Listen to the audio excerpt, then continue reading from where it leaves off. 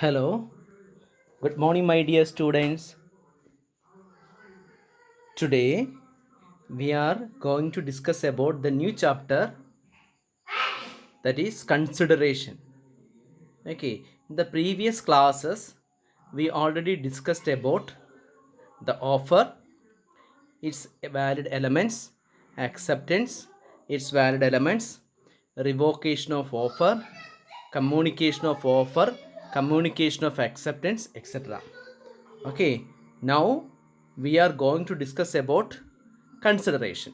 What do you mean by consideration? Consideration simply means something in return. ഒരു കാര്യം നമ്മൾ ഒരാൾക്ക് ചെയ്തു കൊടുക്കുമ്പം പകരം നമുക്ക് കിട്ടുന്നതിനാണ് കൺസിഡറേഷൻ എന്ന് പറയുന്നത്. എല്ലാ എഗ്രിമെൻറ്റും എല്ലാ കോൺട്രാക്റ്റിനകത്തും ഒരു കോൺട്രാക്റ്റ് വാലിഡ് ആകണമെങ്കിൽ സംതിങ് ഇൻ റിട്ടേൺ ഉണ്ടാകണം. അത് ആഡിക്കേറ്റ് ആണോ എന്ന് പാർട്ടികൾ തീരുമാനിക്കണം. ഇപ്പോൾ ഞാൻ ഒരാളുടെ സ്ഥലം വാങ്ങുകയാണെങ്കിൽ അതിൻ്റെ ക്യാഷ് കൊടുത്തിരിക്കണം. ആ ക്യാഷ് എന്നുള്ള തുക എത്രയാണെന്നുള്ളത് പാർട്ടികൾക്ക് തീരുമാനിക്കാം. ആഡിക്വസിയെ പറ്റി പറയുന്നില്ലെങ്കിലും എന്തെങ്കിലും കൺസിഡറേഷൻ ഉണ്ടായിരിക്കണം.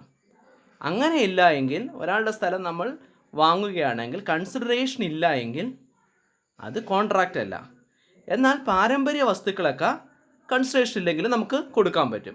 അതുകൊണ്ട് നമ്മൾ എല്ലാ പ്രോമിസുകൾക്കും എല്ലാ ഓഫറും അത് അക്സെപ്റ്റ് ചെയ്യുന്ന സമയത്ത് അവിടെ പരസ്പരം ഒരു കൺസിഡറേഷൻ ഉണ്ടായിരിക്കണം. എന്തെങ്കിലും പരസ്പരം അങ്ങോട്ടും ഇങ്ങോട്ടും സംതിങ് റിട്ടേൺ ഉണ്ടായിരിക്കണം. That is to be consideration.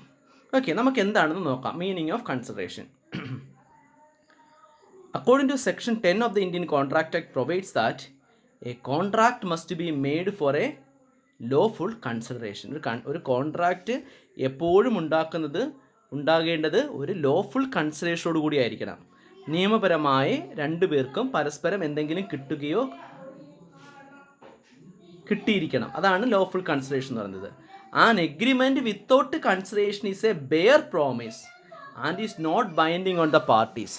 ഒരു എഗ്രിമെൻറ്റ് കൺസിഡറേഷൻ ഇല്ലാതെ നടത്തി കഴിഞ്ഞാൽ അതിനെ ബെയർ പ്രോമിസ്, വെറുതെ ഉള്ളൊരു വാഗ്ദാനമായിട്ടാണ് കണക്കാക്കുന്നത്. അത് വ്യക്തികൾ തമ്മിലൊരു ബന്ധം, വ്യക്തികൾ തമ്മിലൊരു റിലേഷൻഷിപ്പ്, ലീഗൽ റിലേഷൻഷിപ്പ് ഉണ്ടാക്കുന്നില്ല. അപ്പോൾ ഒരു എഗ്രിമെൻറ്റ് ലീഗൽ റിലേഷൻഷിപ്പ് ഉണ്ടാകണമെങ്കിൽ there is a consideration is must. Clear? What do you mean by consideration? It means quid pro quo or something in return. കൺസിഡറേഷനകത്ത് ലാറ്റിൻ വേർഡിൽ പറയുന്നത് ക്വിഡ് പ്രൊക്യോ. ക്വിഡ് പ്രൊക്യോ എന്ന് വെച്ചാൽ എന്താ? സംതിങ് ഇൻ റിട്ടേൺ എന്നാണ്. പരസ്പരം Das consideration means something of value which the promisee has given. അല്ലേ, എന്തെങ്കിലും ഒരു വാല്യൂ അത് പ്രോമിസർക്ക് കൊടുക്കണം. ഓർ ഗിവ്സ് നൽകി അല്ലെങ്കിൽ നൽകണം. നൽകി കഴിഞ്ഞു, നൽകാൻ പോകുന്നു. അല്ലെങ്കിൽ ഓർ പ്രോമിസ് ടു ഗിവ്, നൽകാമെന്ന് സമ്മതിക്കണം.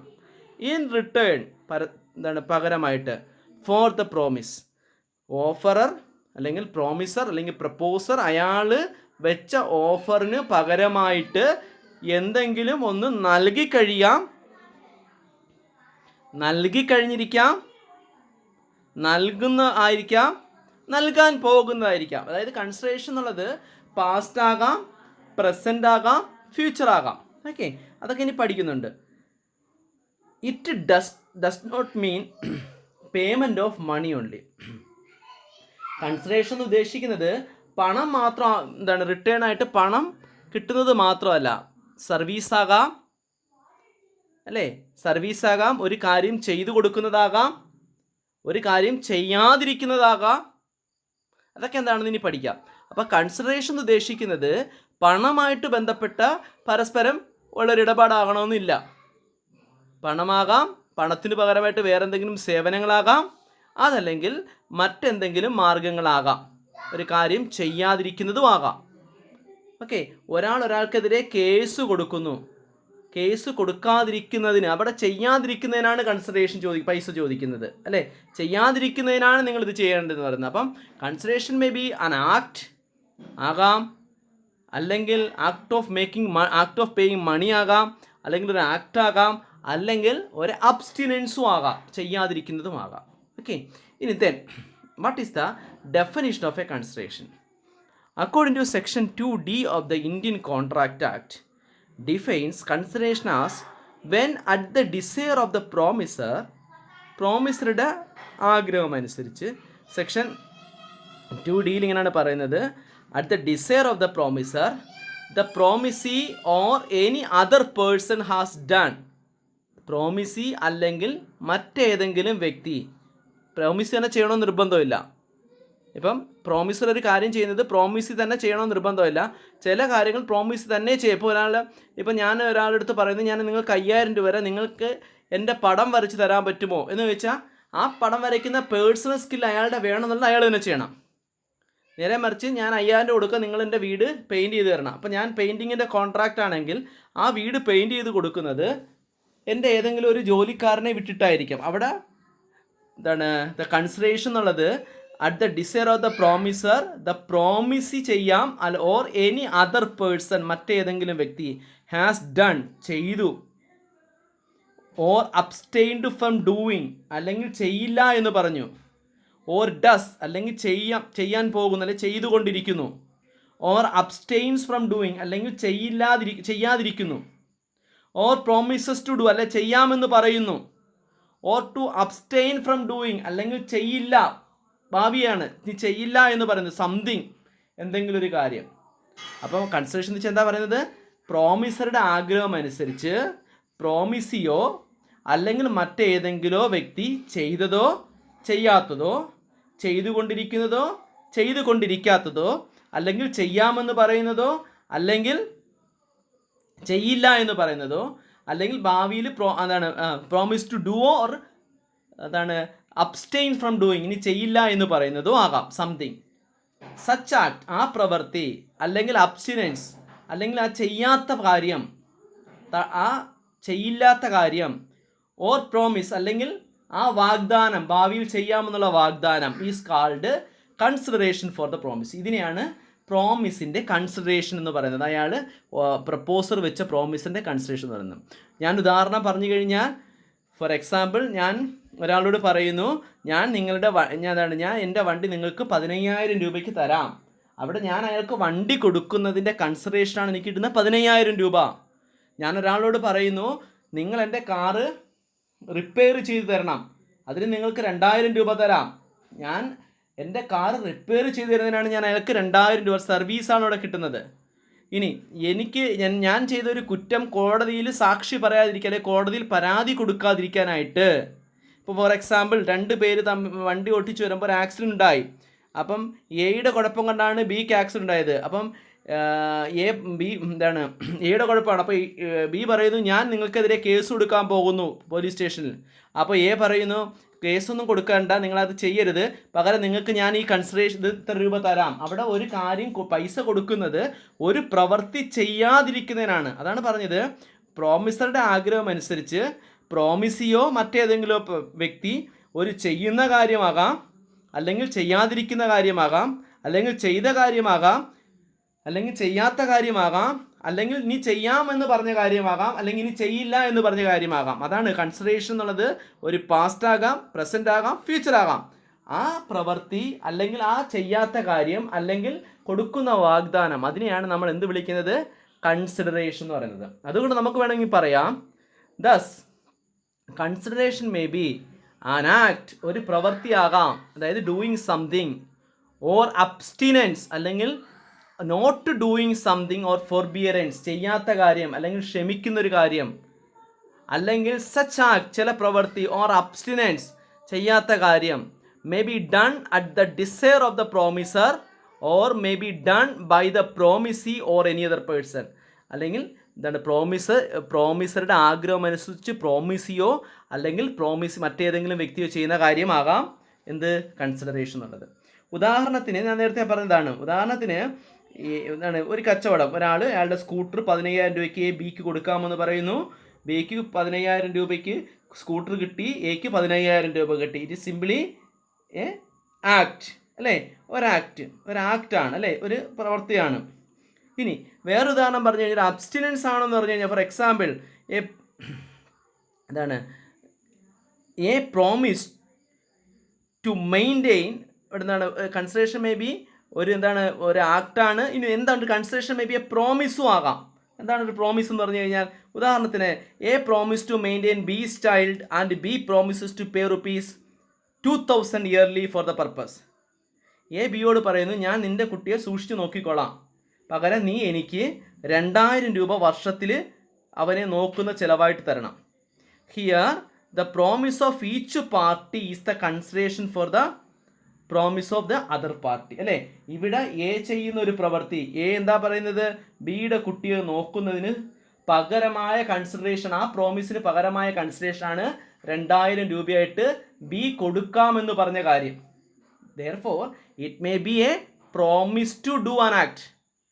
ഇനി it may be a abstinence ആകാം, ഒരു ചെയ്യാത്ത കാര്യം. ഫോർ എക്സാമ്പിൾ, എക്സ് വൈയോട് പറയുന്നു not to file a suit against him if he pay him ₹10,000. X പറയുന്നു, ഞാൻ നിനക്കെതിരെ വൈക്കെതിരെ കേസിന് പോകാതെ, വയ്യോട് പറയുകയാണ്, ഞാൻ നിനക്കെതിരെ കേസിന് പോകാതിരിക്കണമെങ്കിൽ നീ എനിക്ക് 10,000 രൂപ തരണം, 10,000 രൂപ തരണം. ദ അബ്സ്റ്റിനൻസ് ഓഫ് എക്സ്, എക്സിൻ്റെ ആ അബ്സ്റ്റിനൻസിനെയാണ് വൈയുടെ കൺസിഡറേഷൻ. അതായത് എക്സ് ചെയ്യാത്ത കാര്യം അല്ലെങ്കിൽ എക്സ് കേസിന് പോകാത്തതാണ് വൈക്ക് കിട്ടുന്ന reward. Clear? Next, essential elements of a or legal rules of a valid consideration. ഒന്നാമത്തെ എസെൻഷ്യൽ എലമെൻറ്റ് എന്താണെന്ന് ചോദിച്ചു കഴിഞ്ഞാൽ, consideration must move at the desire of the promisor. Consideration എങ്ങനെയാണ് പോകേണ്ടത്? പ്രോമിസറുടെ ആഗ്രഹം അനുസരിച്ചിരിക്കണം. And important characters of consideration is that the act or forbearance of the promisee or any other person must be done at the desire or request of the promisor. ഒരു പ്രവൃത്തി അല്ലെങ്കിൽ ഒരു ചെയ്യാത്ത കാര്യം അല്ലെങ്കിൽ ചെയ്യാമെന്ന് പറയുന്ന കാര്യം എപ്പോഴും ചെയ്യേണ്ടത് പ്രോമിസറുടെ ഇഷ്ടമനുസരിച്ചായിരിക്കണം, അല്ലേ, പ്രോമിസറുടെ ഡിസയർ അനുസരിച്ചായിരിക്കണം. An act done without any request is voluntary act and does not come within the definition of consideration. ഒരു സ്വമേധയാൽ ചെയ്യുന്ന ഒരു പ്രവൃത്തി ഒരിക്കലും കൺസിഡറേഷനായിട്ട് കണക്കാക്കത്തില്ല. അതിന് ഉദാഹരണം എന്താണെന്ന് ചോദിച്ചു കഴിഞ്ഞാൽ, ഫോർ എക്സാമ്പിൾ, സ്വമേധയാ ചെയ്യുന്ന പ്രവൃത്തിയുടെ ഒരു കാര്യം പറയുന്നത് എന്താണെന്ന് വെച്ച് കഴിഞ്ഞാൽ, ഒരാളുടെ for example M's son is lost and Y voluntarily goes in search for him. For example, രണ്ടുപേരുടെ കേസ്. എം എന്നുള്ള ആളുടെ പുത്രനെ കാണാനില്ല, അയാൾ പകരം ഒന്നും പ്രഖ്യാപിക്കുന്നുമില്ല. വൈ എന്നുള്ള വ്യക്തി എന്ത് ചെയ്തു? ആ കുട്ടിയെ കണ്ടെത്തി കൊടുത്തു. അങ്ങനെയെങ്കിൽ വൈക്കൊരിക്കലും കുട്ടിയെ കണ്ടെത്തി കൊടുത്തതിന് എനിക്ക് പൈസ തരണമെന്ന് എമ്മിനോട് പറയാൻ പറ്റില്ല. Because Y has done A voluntary act. അതായത് കൺസിഡറേഷൻ ഒരിക്കലും വോളണ്ടറി ആയിട്ട് ചെയ്യുന്ന ഒരു പ്രവൃത്തിക്ക് കൺസിഡറേഷൻ ചോദിക്കാൻ പാടില്ല. ഫോർ എക്സാമ്പിൾ, ഒരാളുടെ കിണറിൽ പൂച്ച വീണു, വേറൊരാൾ ഇത് കണ്ടിട്ട് ജീവനെ രക്ഷിക്കാൻ വേണ്ടി പൂച്ചയെ രക്ഷിച്ചു. അങ്ങനെയെങ്കിൽ ഒരിക്കലും ആ കിണറിൻ്റെ ഉടമസ്ഥനോട് പൈസ വാങ്ങാൻ പറ്റില്ല. Because he is doing an act എങ്ങനെയാണ് ചെയ്തത്? വോളണ്ടറിലി.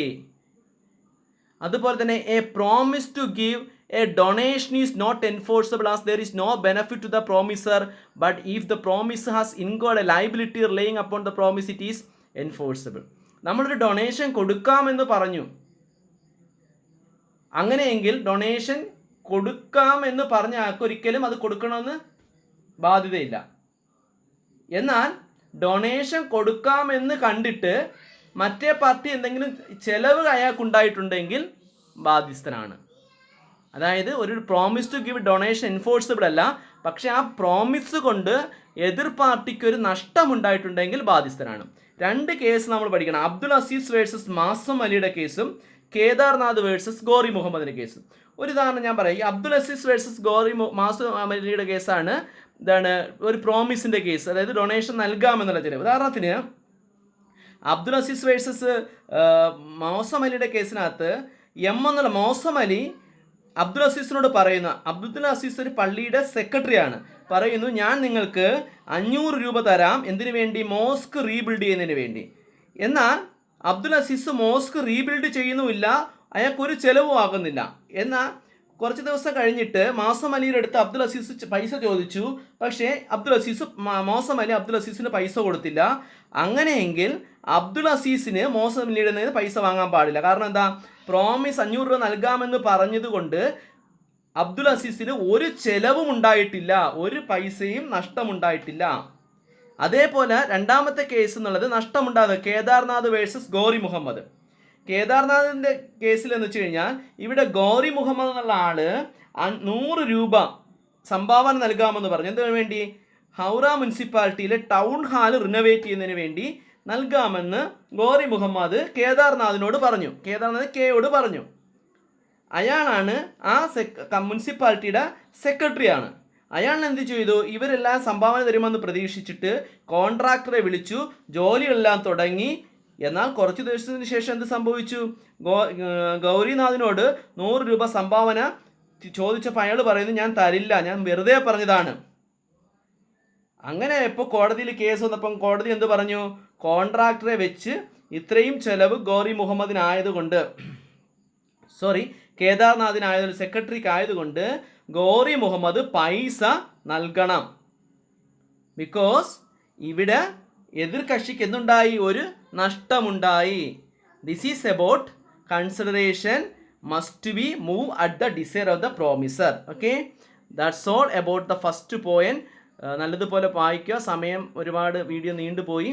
നല്ലതുപോലെ ശ്രദ്ധിച്ച് മനസ്സിലാക്കുക. ഇതൊരു എസ്സേ ആയിട്ട് എല്ലാ പരീക്ഷയ്ക്കും ചോദിക്കുന്നതാണ്. നല്ലതുപോലെ മനസ്സിലാക്കിയതിന് ശേഷം എന്തെങ്കിലും സംശയം ഉണ്ടെങ്കിൽ ചോദിക്കുക. Thank you for your patients listening. Thank you all.